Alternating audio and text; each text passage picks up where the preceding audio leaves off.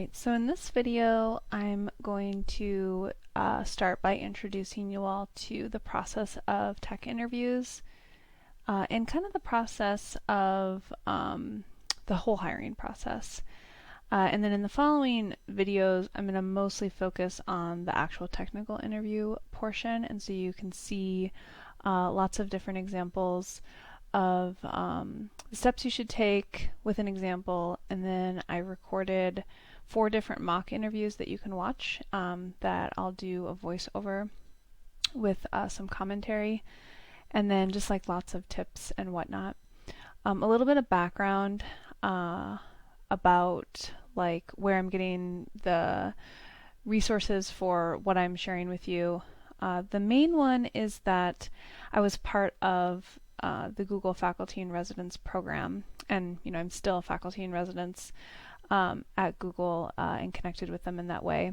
And so a lot of what I'm explaining to you is things that I learned from that experience. It's basically a partnership between universities and Google to make sure that that pipeline is smoother and clearer, and that we're actually preparing students to go off and have success in internships and jobs, which is basically maybe underdone in a lot of programs around the US, and it's overdone in some programs, meaning that there's some students that are getting a lot of preparation in order to get through these interviews, and a lot of other students are not, and I want to make sure that we have equal access to these sorts of resources. And so that's what I'm doing here. I also am pulling, some other experiences into this. I've had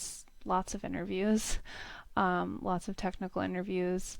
I've also done a lot of interviews. I've done a lot of mock interviews in particular.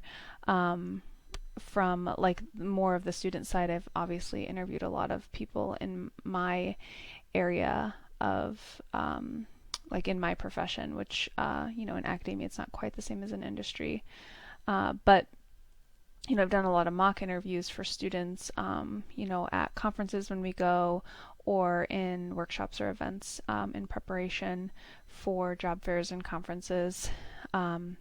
When I was at Google, they mock interviewed me multiple times, so I got to go through the experience with them. And so I do have quite a bit that I think can be really helpful, and so that's what we're going to be doing this week for these videos. So I wanted to start by just giving like a timeline of events of how the hiring process works. Typically, the hiring starts with a recruiter, and so the recruiter is typically not an engineer. Some companies also have engineers do recruiting, but that starts with your resume. And so I'm not going to talk too much about resume prep and like some of the stuff not related to tech interviews, but I do have some tips in the last video if you are still at that stage of developing your resume and would like to see some of those instructions. But there's basically 4 things you need to make sure are on your resume, and so I go over that. But it is a screening, your resume. So if your resume is not correctly prepared, you will not move forward. And so it's really important that you have those minimum requirements on your resume. All resumes are typically reviewed. It's not done like by AI or a computer. They are reviewed by humans generally, but they need to be very clear, they need to be very organized, and you need to be able to find these few things very quickly, like 20 seconds max. So if your resume goes through the first filter, there's usually 1 to 2 phone interviews. At some places before the phone interview, there's a coding exercise that you do online. That is like all auto-graded, and it's like usually pretty straightforward, and it's just like a screen to make sure you can get through that before you move forward. It's not supposed to be super tricky. If they don't have that, then you'll just go right to this phone interview. The phone interview could be technical, but it's probably more behavioral. There could be 1 or a couple. But next after that phone screen is when you're going to do the interview. So typically it's on site if it's a full-time position. Even a lot of internships are like a remote interview, even if we weren't in a pandemic. But now all of the interviews are online. So during that interview is when you do the tech interview stuff that we're going to be talking for the rest of the week. You're going to be basically solving a problem in code.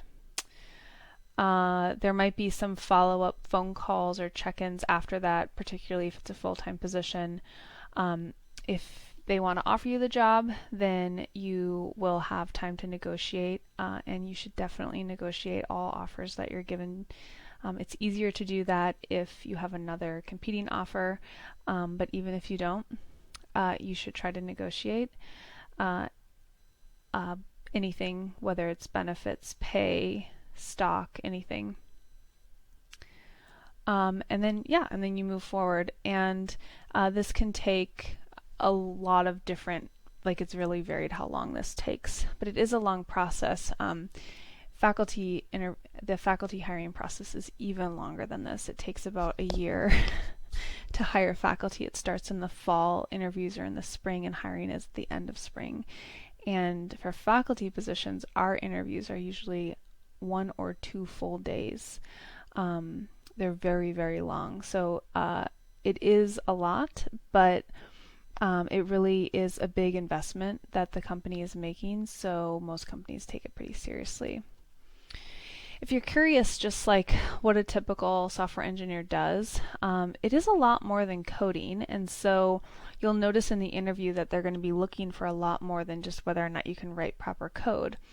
So some things that software engineers are doing throughout the day, a lot of email, writing code, writing tests, sending code out for review and reviewing other people's code.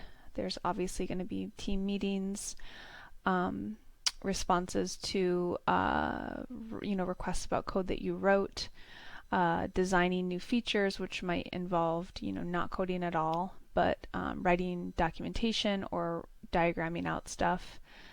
A lot of companies have talks or events during the day, so you can learn and continue to grow and further your education. Obviously, a lot of people are hiring in software engineering companies, and software engineers are very involved in hiring, so they're also usually always interviewing candidates. And then of course the normal stuff like eating. One of the things to keep in mind is that it always starts with the recruiter, and the thing that I think people don't realize is the recruiter is kind of like there to serve you in a lot of ways, and so you should feel free to reach out and talk to them. You're not really bothering them. It's literally like why they're hired to work for the company, and so feel free to send them questions or ask to speak with them. But do make sure that you very thoroughly read any email from a recruiter and that you respond to any emails, because it's going to be a pretty big flag, red flag, if that's already a problem. Also keep in mind that when you're applying for positions, there's lots of different reasons that you would choose a type of position. So there's so much more to it. There's, maybe you're interested in a certain technology or a certain application in industry, and that's why you want to work for a company. So like you want to work in like the medical field for a company that is somehow related to medicine, so that kind of like narrows your search. Maybe you like software engineering. Maybe you want to take a job because you think it will look good on your resume and it will build your experience for something that you're looking to do in the future. Maybe it will build your professional network and help you network into other opportunities later. Maybe there's an exact company you want to work for. Maybe you are really interested in the financial aspects of the company. Maybe it's really important to you what the culture is of the organization. Maybe it's really important to you that you have independence and you get to choose what you're doing, and you have some control over that. Maybe it's really important to you that your work impacts something in some way, whether it's socially impacting or it's a technical impact to computer science, right? Maybe it's really important to you to have work-life balance, and you really value a company that values that. And then maybe you're really interested in living in a particular place. So those things really impact where it is you want to work. And I really encourage you to go big for it, right? Like, think about what you want and work towards that. And that doesn't mean that your first job meets all the criteria that you ever wanted, but keeping some of these goals in mind and maybe even writing them down and working towards them is really important. And it also can help you if you get an offer that's maybe not what you wanted, right? But then think about, well, will this opportunity build my resume, build my professional network, and move me into a direction in the future that I want, that kind of thing.